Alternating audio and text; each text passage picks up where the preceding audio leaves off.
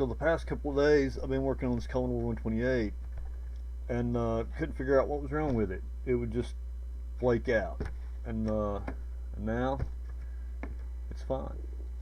Uh, when you booted it up, it would like be okay for about 10 minutes, and then it would like give an out of memory error, look something like that or something, and then lock up, or it would like go break, break, or something, and then lock up. It was just flaky all the way around. So the problem turned out to be the power supply,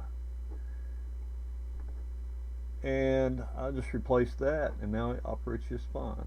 So now I can continue on the other projects. Thanks for watching, and I'll see you next time.